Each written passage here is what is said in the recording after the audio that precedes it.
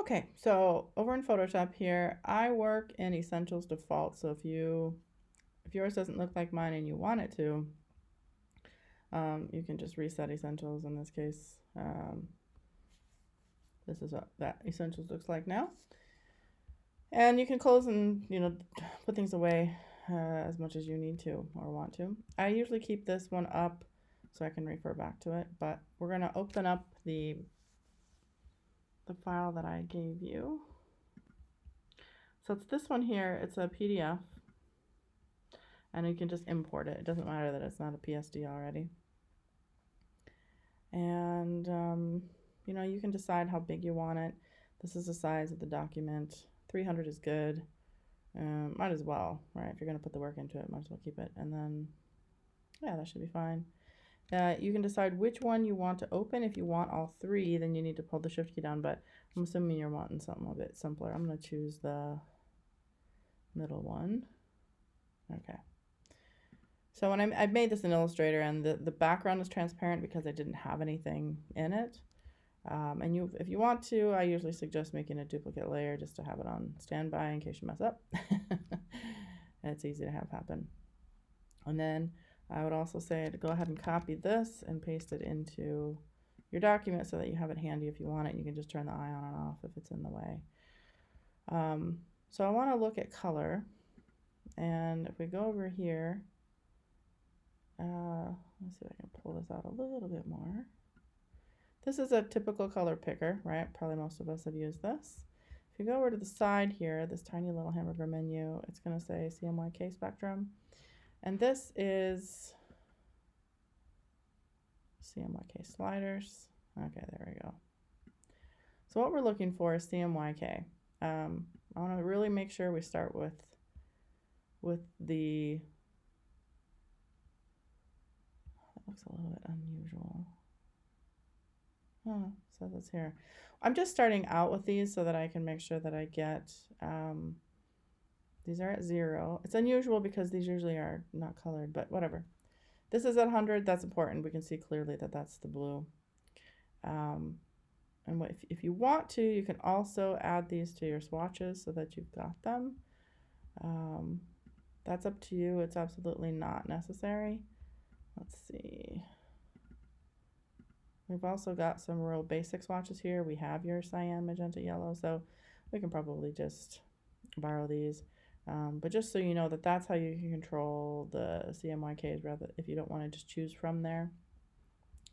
If you're on the CMYK sliders, that's how you get your pure colors. Okay. And the rest of these, basically, you can use the color picker to do the majority of the work. All right, so we have our cyan, which is fine. And then you're going to want to reference the color wheel just because it's easy to forget, especially because if you've used a traditional color wheel before, this is different.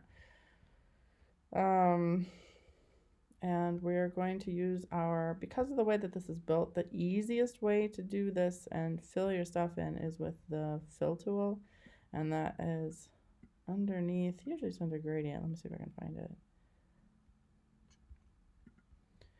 So I'm turning this into a double because on this particular size of the movie that I'm making, it's a little bit small. And then it's not normally it's under here. They must have moved it, so we got to look for it. It has a little paint bucket, so what we want is the paint bucket tool. Now it should pop up when we need it, and what it'll do is it'll fill an area that is outlined with whatever is on the foreground color, which right now is cyan. So if you want to just kind of follow along, you decide where you want the pure hue. Whoops, I must not be on a layer.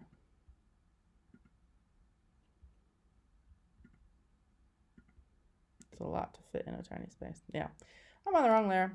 Okay. So on this guy, what you might want to do is lock him so that that can't happen again.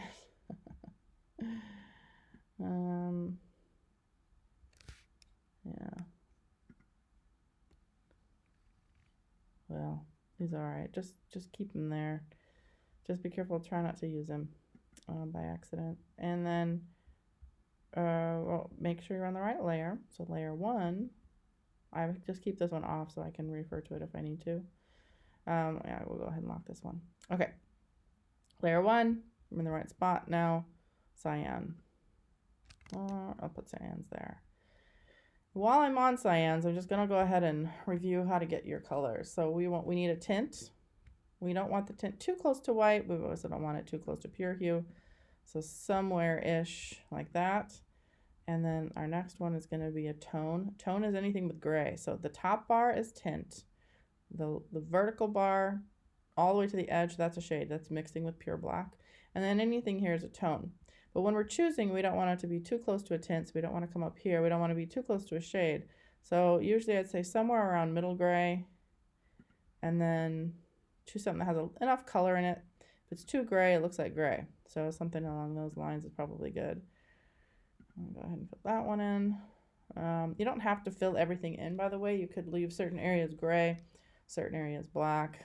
That's totally up to you.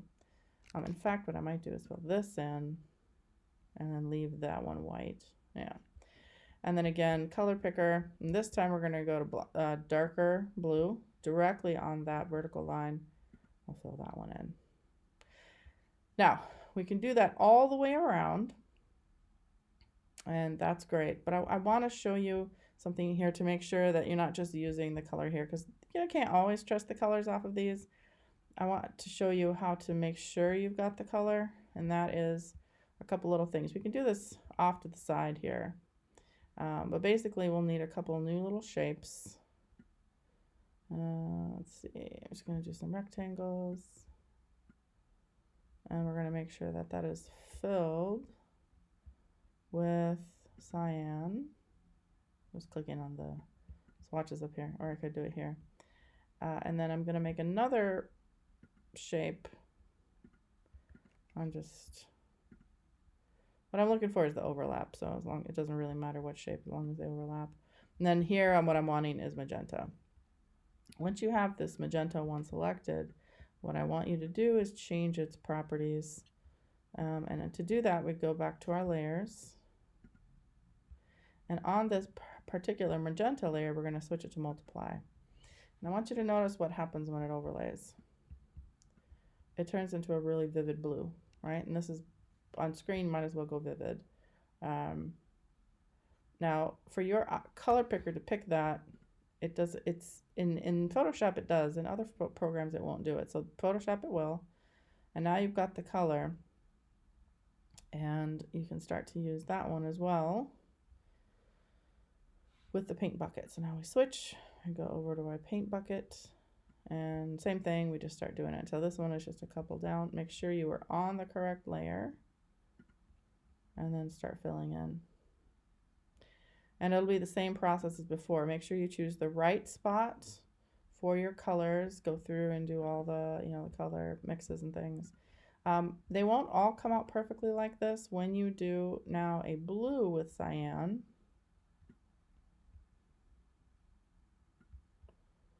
do a new blue, and again we want to make sure we've filled it with cyan. Gotta look at my layers here. I think I might just close this one. I'll put them down on the bottom. Okay, go to my layers, make sure I'm on the blue one. Again, switch this to multiply. He needs to be all the way at the top. He has to be in front of the blue. And this one, it really didn't make much of a difference. Let's make sure we are all the way on top. We are. So we're gonna need to take down the opacity a little bit in order to get a true blue. And what I'm doing is I mean, you can kind of use this as a reference, but what I'm looking at is here's this really vivid dark blue, and here's cyan. What's the middle of that?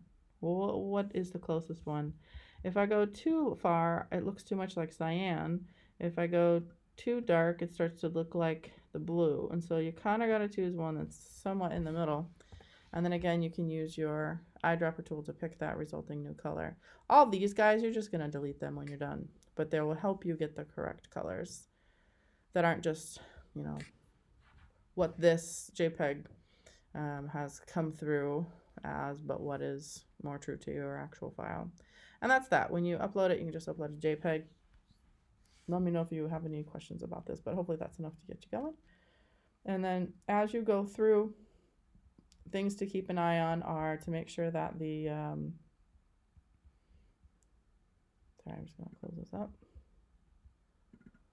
To make sure that all of the tints are similar in value, as close to the same as possible.